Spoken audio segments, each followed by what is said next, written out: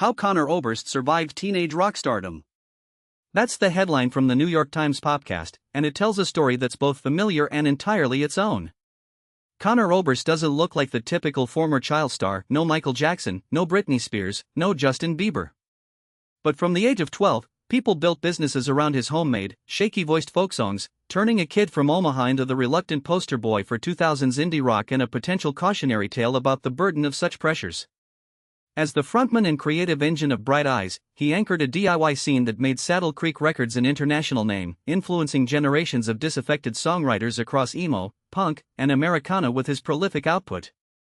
For more than 3 decades, Oberst lived the itinerant, hard-living, yet bashful rock star life.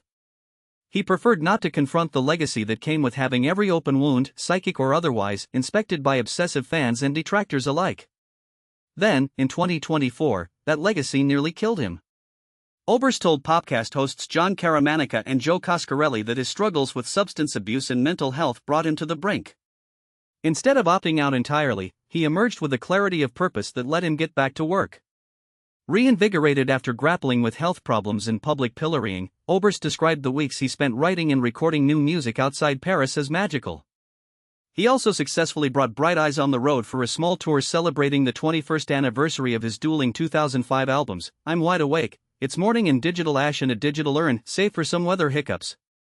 In the conversation, Oberst spoke in depth about the pressures of being an unconventional niche icon, recovering his will to live, and how aging and American turmoil have made him question whether he's still meant to make the sort of agitpunk he once thrilled to.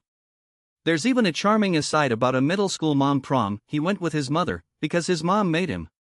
The full interview, edited from a longer conversation, is available to watch or listen via the New York Times. Thanks for listening, and we'll catch you next time.